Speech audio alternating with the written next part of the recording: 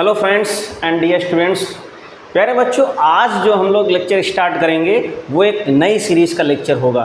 जैसे कि अभी तक हम लोग 10th एनसीईआरटी के सॉल्यूशंस के बारे में डिस्कस कर रहे थे।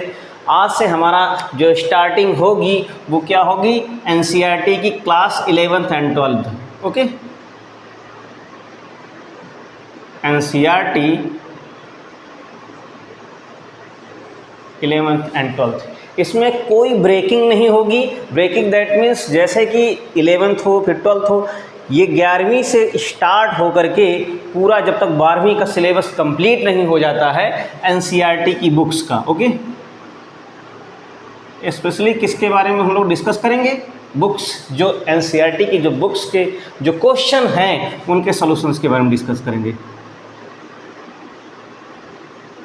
ओके, जो उनके क्वेश्चंस होंगे उनका जो आंसर होगा उस आंसर के सॉल्यूशंस के बारे में डिस्कस करेंगे। ठीक, तो आज जो 11वीं का जो हम लोग टॉपिक स्टार्ट करने वाले हैं वो टॉपिक, पहला टॉपिक कौन सा है, रिलेशन एंड फंक्शन है।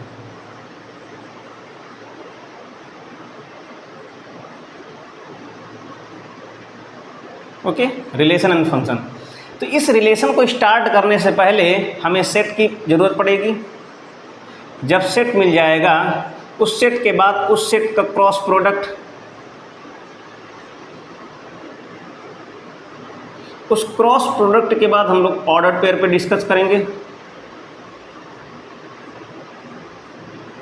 तब जाकर के कहानी स्टार्ट होगी रिलेशन की। ओके, इतनी सारी चीज़ें देखने के बाद, ये सारा डिस्कशन जब तक नहीं हो जाता है तब तक हम रिलेशन पे जंप नहीं कर सकते।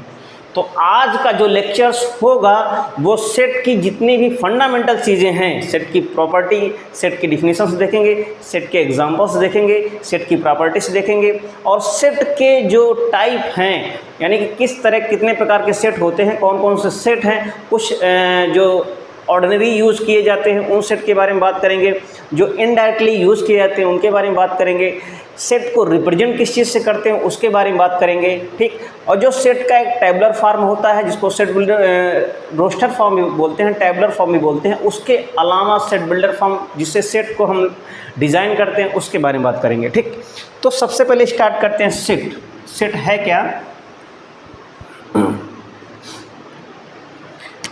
प्यारे बच्चों, सबसे पहले हम लोग बात करेंगे सेट के बारे में।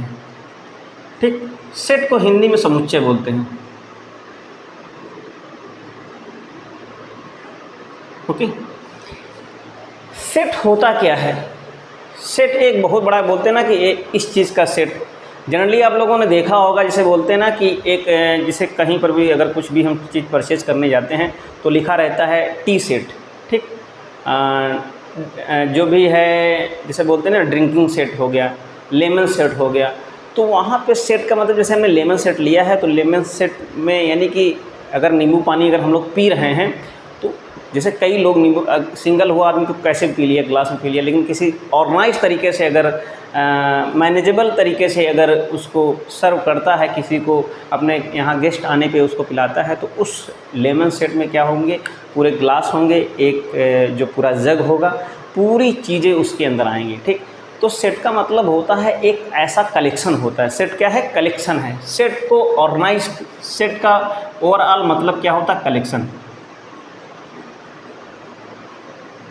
ये कलेक्शन कैसा होता है? वेल डिफाइन होता है। वेल, ओके, ये कलेक्शन कैसा होता है? वेल डिफाइन होता है। किस चीज़ का कलेक्शन होता है ये किस चीज़ का कलेक्शन होता है? अगर ये भी बात करें ऑब्जेक्ट का, मटेरियल का, या अगर बात करें तो एलिमेंट का। ठीक, अगर मैथमेटिक्स में बात करते हैं, एलिमेंट्री मैथमेटिक्स में, तो नंबर का, ये सारी चीज़ें। तो सेट क्या है? एक वेल डिफाइंड कलेक्शन है। कैसा है? इसको हम लोग इस तरीके से डिफिनीशंस में देख सकते हैं। A well defined collection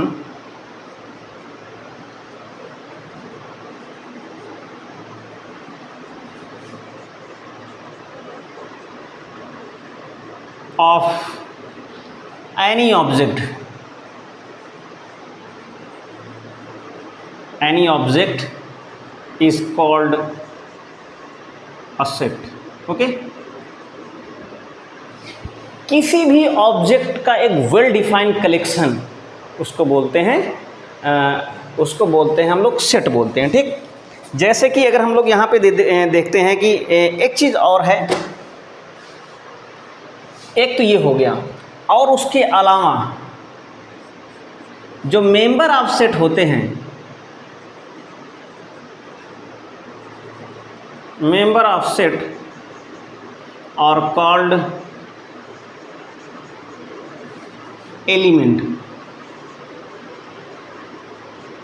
elements of set।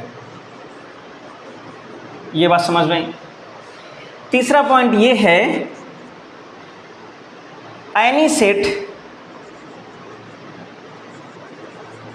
is represented by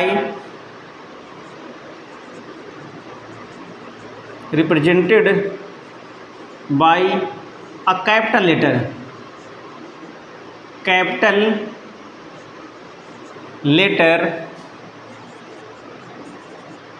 of alphabet।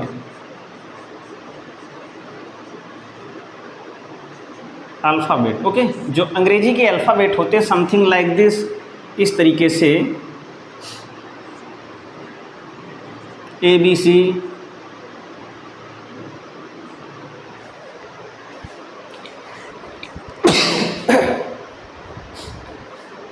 ठीक, ये हो गया। जैसे लास्ट में XYZ, ये यानी कि कहने मतलब ये है, कोई भी अगर सेट दिया है, उस सेट को हम लोग किस चीज़ से रिप्रेजेंट करते हैं, अंग्रेजी के कैपिटल लेटर से। जैसे कि कोई भी अगर हमने बोला कि ये सेट A लिखा हुआ है, ये अगर लिखा है कि इस तरीके से लिखा है 1 2 3 4, ठीक, इससे जो ये इतनी चीज़ है, ये इससे उसको रिप्रेजेंट करते हैं, ये डिनोट करते हैं। ठीक, ये क्या है, एक डिनोट है, डिनोशन है सेट को दिखाने का। इसके अंदर एलिमेंट, इसके अंदर जो होंगे एलिमेंट होंगे, और क्या होंगे, जैसे एक एलिमेंट के बाद कामा लगा होगा, एक एलिमेंट के बाद कामा लगा होगा, एक एलिमेंट के बाद कामा लगा होगा, जैसे यहाँ पे लिखा हुआ, ये इस तरीके से मिडिल ब्रैकेट लगा हुआ है, कर्ली ब्रैकेट है, मिडिल ब्रैकेट है, इसको इस तरीके से बोल सकते हैं, कर्ली ब्रैकेट या मिडिल ब्रैकेट।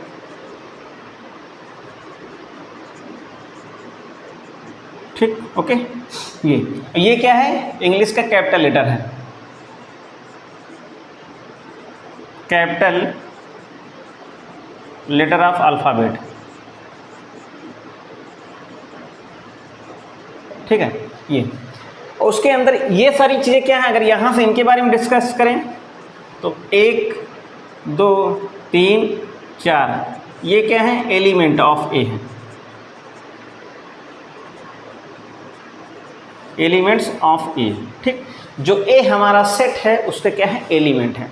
ये तो ये रहा कि सेट क्या होता है, जैसे कि यहाँ से 1 से लेकर के 4 तक की संख्याएं हैं, एक क्या है, वेल डिफाइंड कलेक्शन है कि जो स्टार्टिंग की जो 4 यानी फर्स्ट 4 नेचुरल नंबर का क्या दिया हुआ है, ये कलेक्शन दिया हुआ है। ठीक,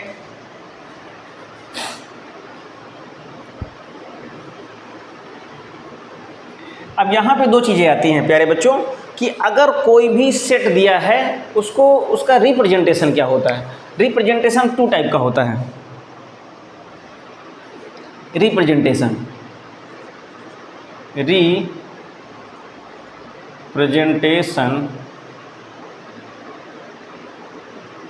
ऑफ सेट। ठीक, ये 2 तरीके का होता है। एक तो होता है कि सेट रोस्टर फॉर्म होता है, रोस्टर और टेबुलर।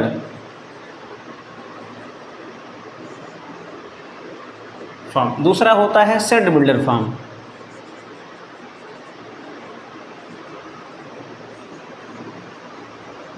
ठीक है, अब यहाँ पे सेट बिल्डर का मतलब होता है कि जिससे सेट बनाया जाए, ये हो गया, जिससे सेट को हम डिज़ाइन कर सकें, उसको देख करके हम डिज़ाइन कर सकें।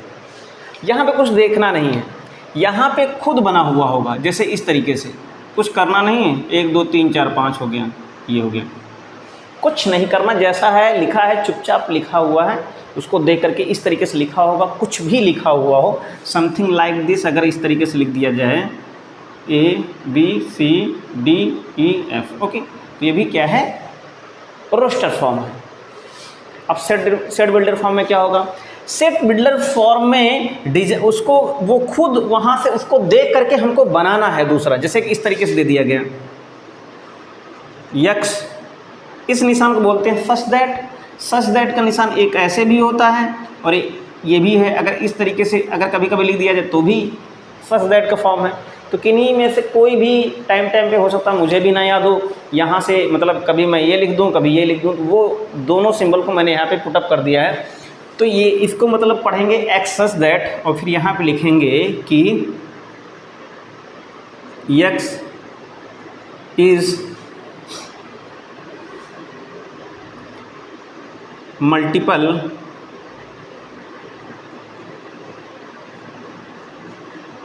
Multiple of 3 and x is less than 16, okay, ये है। अब इससे हम बनाएंगे एक सेट बिल्डर फॉर्म। यक्स कैसा है, मतलब कि वो सभी यक्स जो क्या हों, 3 के मल्टीपल हों और 16 से छोटे हों, तो क्या हो जाएगा, 3 हो जाएगा, 6 हो जाएगा, 3 तरह का 9, 3 चौक 12, 3 5 15, ये सब के सब क्या है, 3 के मल्टीपल्स हैं।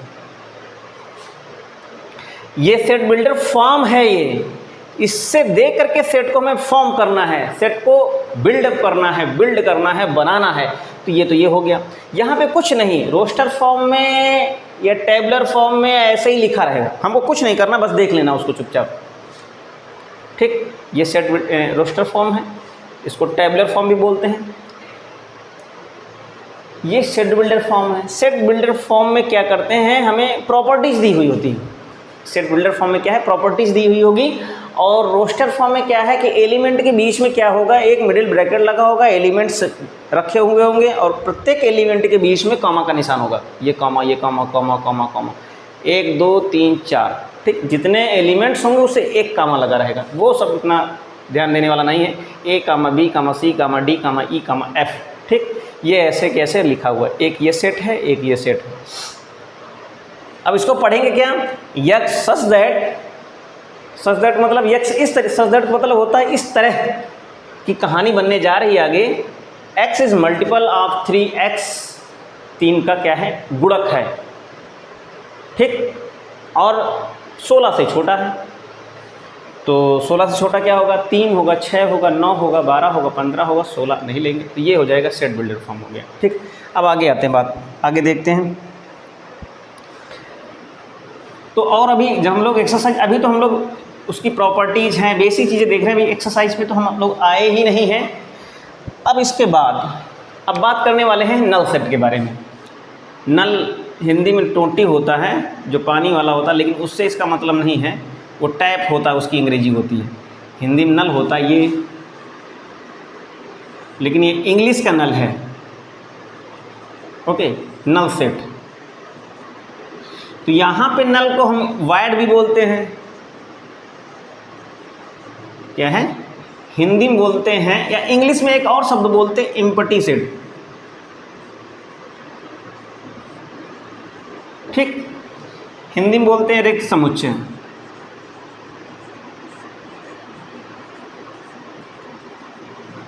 ये नल सेट क्या होता है, जैसा कि नाम से ही लिखा है कि वाइड सेट, रिक्त समुच्चय, नल सेट एक ऐसा सेट जिसमें कोई एलिमेंट ना हो। जब कोई एलिमेंट नहीं होगा तो उसको बोलेंगे, क्या बोलेंगे, नल सेट बोलेंगे। और इसका एक रिप्रेजेंटेशन होता है, इसको रिप्रेजेंट करते हैं फाई से। ये नल सेट का क्या है, रिप्रेजेंटेशन है, दिखाते हैं इसको है।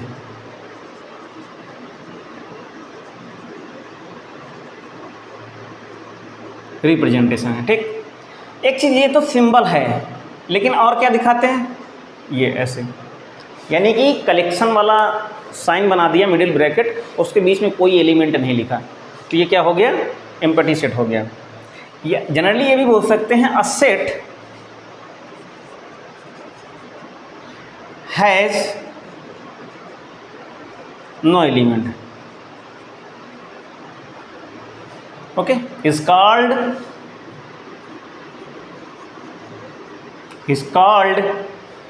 void set, void null,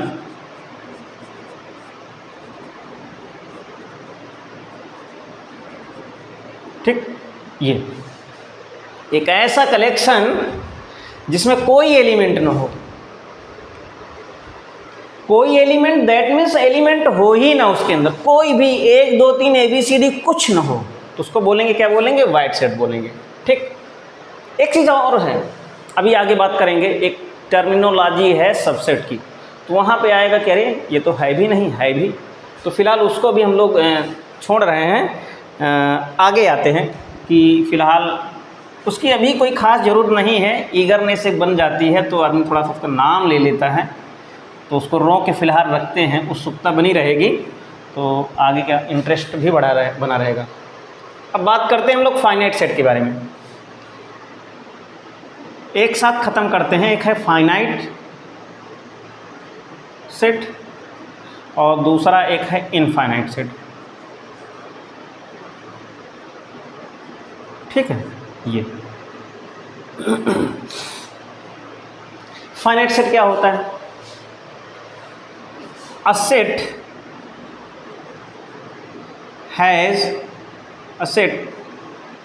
has finite numbers of elements, okay, a set has infinite number of element, जी बात समझ में आई। एक ऐसा कलेक्शन जिसमें एलिमेंट का जो नंबर है वो फाइनाइट हो, जिसको हम लोग काउंट कर सकें, 1 2 3 10 हैं, 20 है, 30 है, नंबर ऑफ़ एलिमेंट्स किसी भी सेट में 20 हैं, 30 हैं, 40 हैं, 50 हैं। जैसे हमने यहाँ पे लिख दिया, एक सेट है उसको रिप्रेजेंट किया ए से, यहाँ पे लिखा 1 2 3 4 कंटिन्यू इस तरीके से जाएगा 50 तक, ये।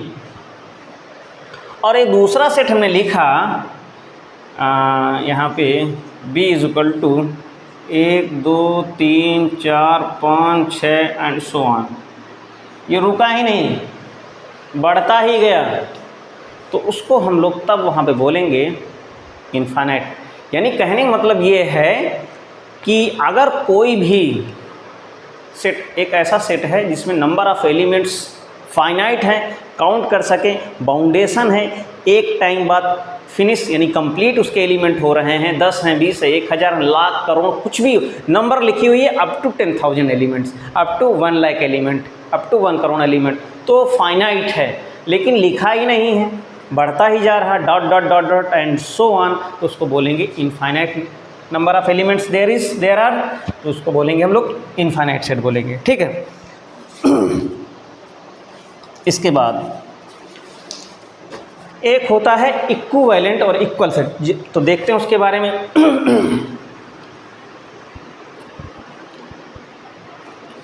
एक है इक्वल सेट, दोनों में थोड़ा सा इक्वल सेट एक है और एक है इक्विवेलेंट। इक्विवेलेंट सेट, ओके, ये इक्वल सेट क्या होता है, इक्विवेलेंट सेट क्या होता है। इक्वल सेट जैसे कि हमने एक यहाँ पे सेट लिया, एक लिखा 1 2 3 4 5, ओके, दूसरा सेट हमने यहाँ पे लिखा b इज इक्वल टू 4 2 3 1 और यहाँ पे 5। ठीक, ये अब हमने यहाँ पे एक सेट लिखा कि a is equal to A B C D. ठीक, यहाँ पे भी हमने लिखा 1 2 3 4। ध्यान से देखिएगा, यहाँ पर 1 है, यहाँ पर भी 1 है, यहाँ पर 2 है, यहाँ पर भी 2 है, यहाँ पे 3 है, यहाँ पर भी 3 है, यहाँ पर 4 है, यहाँ पे 4 है, यहाँ पे 5 है, यहाँ पे 5। जब दो सेट के एलिमेंट ऐसे हों, यानी सेम एलिमेंट हों, नंबर ऑफ एलिमेंट भी सेम हो। नंबर ऑफ एलिमेंट यहाँ पे कितने हैं? 5 हैं। नंबर ऑफ एलिमेंट यहाँ पे कितने हैं? 5 हैं, और सेम एलिमेंट हैं। अरेंजमेंट उनका भले ही आगे पीछे हो, एक वहाँ स्टार्टिंग में लिखा है, एक वहाँ पे सेकेंड लास्ट लिखा हुआ है, ये यहाँ पे, तो उसका मैटर नहीं करता। तो यहाँ पे तब हम बोलेंगे इस कंडीशन पे कि A = B, इक्वल सेट बोलेंगे। ठीक, अब बात आती है इक्विवेलेंट सेट की। तो यहाँ पे नंबर ऑफ एलिमेंट्स कितने हैं? 4 हैं। यहाँ पर भी एलिमेंट्स कितने हैं? 4 हैं। एलिमेंट सेम है, बट एलिमेंट उसके सेम नहीं है। यहाँ पे ABCD है, यहाँ पे 1 2 3 है, तब बोलेंगे कि A and B are equivalent है।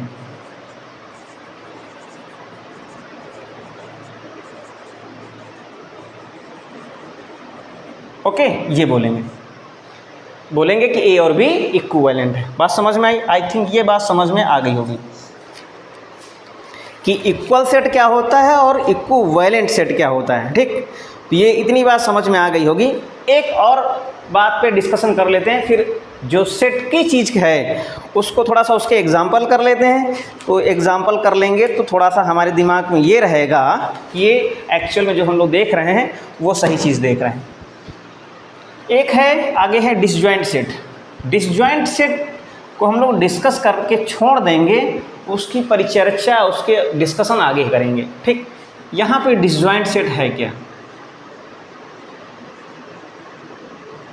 डिसजॉइंट से नाम ही पता चल रहा है कि जॉइंट ना हो। जो जॉइंट ना हो, नॉट जॉइंट। ओके, डिस जहाँ पे लग जाता है तो एंटीना खराब हो जाता है। मजाक है, उस डिस की बात नहीं, यहाँ पे डिस की बात का मतलब है कहीं पर भी अगर डिस लग जाता है तो आगे का जो उसका बिहेवियर है वो उसका अपोजिट हो जाता है। जिसे बोलते हैं कि डिसेबल हो गया। ओके, तो यहाँ पे फ़िलहाल देखते हैं हम डिसजॉइंट क्या है। तो डिसजॉइंट सेट हमेशा दो सेट के बीच का ही रिलेशन होता है। अगर कोई भी दो सेट गिवन हैं, ओके, कोई भी दो नॉन एम्पटी सेट, हमेशा जब हम बात करेंगे तो एक टर्मिनोलॉजी का यूज़ करेंगे, नॉन एम्पटी सेट। अगर A और B नॉन एम्पटी सेट हैं, कैसे हैं? नॉन एम्पटी सेट हैं, और इन नॉन एम्पटी सेट को डिसजॉइंट तब बोलेंगे जब इनके नंबरों का कोई भी एलिमेंट कॉमन नहीं होगा। इनके सेट का कोई भी एलिमेंट कॉमन नहीं होगा। ओके, जैसे कि बात करते हैं, हमने यहाँ पे एक सेट लिया, इस सेट की बात कर रहे हैं कि ये लिखा हुआ 1 लिखा है, 2 लिखा है, 3 लिखा है, 4 लिखा है। ठीक, इधर जो B सेट है वो लिखा है 2 लिखा है, 4 लिखा है, 6 लिखा है। ठीक, ये 2 है। एक हमने सेट यहाँ पे ले लिया है, हमने लिया 1 लिया, 3 लिया, 5 लिया, 7 ले लिया। ठीक, यहाँ पे हमने ले लिया 2 ले लिया, 4 ले लिया, 6 ले लिया, 8 ले लिया। इस तरीके से हमने यहाँ पे 4 सेट यहाँ लिए, 4 सेट यहाँ लिए। अब इनके बीच में अगर ये दोनों के बीच में अगर बात करेंगे तो यहाँ पे फिलहाल हम डायरेक्ट डिफिनीशन पे नहीं जा रहे हैं। डिफिनीशंस पे जाने के लिए हमें आगे जाना पड़ेगा, उसकी प्रॉपर्टी, उसके ऑपरेशंस को देखना पड़ेगा। हम ऑपरेशंस की बात नहीं कर रहे हैं, लेकिन फिर भी इस टॉपिक के बारे में डिस्कस करेंगे, इस बात के बारे में डिस्कस करेंगे कि है क्या है, डिसजॉइंट है क्या। तो यहाँ पे बात अगर करते हैं तो दोनों में 2 क्या है? कॉमन है, 4 यहाँ से कॉमन है। इसलिए जब कॉमन है, दो एलिमेंट मिल रहे हैं तो ये क्या है? ये डिसजॉइंट नहीं होगा। अब यहाँ पे बात करते हैं, इन 2 सेट के बारे में डिस्कस करते हैं। अब यहाँ पे 1 ना तो यहाँ है, ना 2 यहाँ पे है, ना 3 यहाँ है, ना 3 यहाँ 4 है, ना 5 यहाँ पे है, ना 6 यहाँ पे, कोई भी इन दोनों में कोई भी कॉमन नहीं मिल रहा है, तो बोलेंगे कि डिसजॉइंट सेट है। ओके, तो कहने का मतलब ये है कि अगर कोई भी 2 एम्पटी सेट दिए, नॉन एम्पटी सेट दिए हुए हैं, उनमें से कोई भी चीज़ अगर कॉमन नहीं मिल रही है तो उसको बोलेंगे डिसजॉइंट। तो फिलहाल ये बात समझ में आई हुई होगी कि डिसजॉइंट क्या है। ठीक, इतनी बात समझ में आ गई होगी कि डिसजॉइंट सेट होता क्या है। फिर भी अगर कहीं पर भी अगर कोई भी डाउट है या कोई भी दिक्कत है तो आप लोग उसके बारे में शेयर कर सकते हैं, बता सकते हैं कि डिसजॉइंट होता क्या है। अब यहाँ पे जो चीज़ों के बारे में हम लोग डिस्कस करने जा रहे थे, एक क्वेश्चंस है, उन क्वेश्चनों को थोड़ा सा हम लोग देखते हैं ये क्वेश्चन क्या कह रहे हैं। जैसे अभी हमने बात की थी कि क्या बात की थी, सेट बिल्डर फॉर्म। तो सेट बिल्डर फॉर्म में यहाँ पे एक क्वेश्चन ये दिया हुआ है, कह रहा है कि x such that x is prime okay prime number and a divisor of 6 and a divisor of 6। एक ये क्वेश्चन है, जगह छोड़ देते हैं। दूसरा कह रहा है x is an odd number such that x is an odd number, odd natural number है, odd natural number less than 10 okay. ये इसके लिए भी जगह छोड़ देते हैं। और फिर लिखा हुआ है तीसरे नंबर पे x such that x is a letter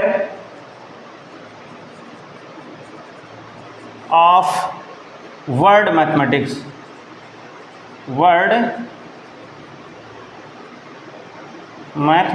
okay. ये लिखा, ये मैथमेटिक्स, ठीक। इतनी सारी चीज़ें यहाँ पे 3 क्वेश्चंस हैं। इन 3 क्वेश्चन को हम लोग कैसे, इनको क्या करना है, इनको हमें सेट के फॉर्म में लिखा हुआ, ये सब सेट बिल्डर के फॉर्म में है। तो यहाँ पे क्या आएगा, इसकी जगह पे क्या लिखेंगे, इसकी जगह पे क्या लिखेंगे और इसकी जगह पे क्या लिखेंगे, डिस्कस करते हैं कि करके। कह रहा है x is a prime number and divisor of 6। x क्या है, प्राइम नंबर है। अब प्राइम नंबर क्या होती है, a number which is divided by 1 and itself, जो केवल एक और स्वयं से डिवाइड होती है उसको प्राइम नंबर बोलते हैं, ठीक। और कह रहा है डिवाइजर ऑफ 6, यानी कि 6 का क्या हो, डिवाइजर हो। तो 2 जो प्राइम नंबर होती है 2 से स्टार्ट होती है, तो 2 हो जाएगी, ठीक। 6 3 हो जाएगी बस, और 6 तो होगी ही नहीं, ओके। 6 होगी ही नहीं क्योंकि 6 प्राइम है ही नहीं। क्या करना है, हमें उन प्राइम नंबरों का कलेक्शन फाइंड आउट करना है जो 6 के डिवाइजर हो। तो ये हो गया आंसर, ठीक। इसके बाद कह रहा है x is an odd natural number, 10 से छोटी। तो 10 से छोटी ऑड नेचुरल नंबर कौन सी है, 1 है, 3 है, 5 है, 7 है, 9 है, ओके। ये हो गई ऑड नेचुरल नंबर हो गई। अब यहाँ पे कह रहा है x is a letter of word mathematics. तो क्या लिखेंगे, मैथमेटिक्स की स्पेलिंग क्या होती है, एम। ऐसे देख लो, अब जैसे यहाँ पे मैथमेटिक्स लिखा है तो सबसे पहले क्या आएगा, ए लिख दो। अगर मैथमेटिक्स को अगर लिखते हैं तो जो रिपीट होंगी चीज़ें, बहुत सारे लेटर यहाँ पे रिपीट हैं। जैसे यहाँ पे क्या लिखा हुआ है, ए 2 बार रिपीट है। तो सबसे पहले क्या करेंगे हम लोग, एम लिखेंगे, फिर उसके बाद ए लिखेंगे, फिर उसके बाद क्या लिखेंगे, टी लिखेंगे, फिर उसके बाद क्या लिखेंगे, एच लिखेंगे, फिर उसके बाद ई लिखेंगे, ओके। ई के बाद क्या है, एम ऑलरेडी आ चुका है, एम आ चुका है, ई लिख चुके हैं, ए भी ऑलरेडी आ चुका है, टी भी ऑलरेडी आ चुका है, ओके। आई, फिर उसके बाद सी, ये 1 2 3 4 5 6 7 8, 1 2 3 4 5 6 7 8, ओके। बात समझ में आई इतनी। कहने मतलब ये है किसी भी समुच्चय यानी कि सेट के अंदर 1 1 2 बार यानी नहीं लिखा जाएगा, तो 1 को 1 ही बार लिखा जाता है, ठीक। क्या किया जाता है, एक कोई भी एलिमेंट है उसे रिपीट नहीं करते हैं। तो फिलहाल ये इसका आंसर ये होगा, इसका आंसर ये होगा, इसका आंसर ये होगा। इस तरीके से जितने भी सेट बिल्डर फॉर्म में लिखे हुए होंगे उनको हम इस तरीके से उनकी प्रॉपर्टीज़ को देख करके हम लोग यहाँ पे क्या कर सकते हैं, देख सकते हैं, ठीक। तो फिलहाल आज हम लोगों ने इंट्रोडक्शन किया है सेट के बारे में, और कल हम लोग स्टार्ट करेंगे एक्सरसाइज के क्वेश्चंस जो एनसीईआरटी सॉल्यूशंस पे जो हम लोग काम कर रहे हैं, जो हम लोगों की जो जैसा कि प्रोसेस है। तो फिलहाल आज का लेक्चर्स यहीं पे कंप्लीट करते हैं। नेक्स्ट लेक्चर पे हम लोग एक्सरसाइज के बारे में डिस्कस करेंगे, और उस एक्सरसाइज में जो क्वेश्चंस होंगे उससे रिलेटेड जितने भी कॉन्सेप्ट होंगे उनके बारे में डिस्कस करेंगे। तो मिलते हैं नेक्स्ट लेक्चर में। Thank you, take care.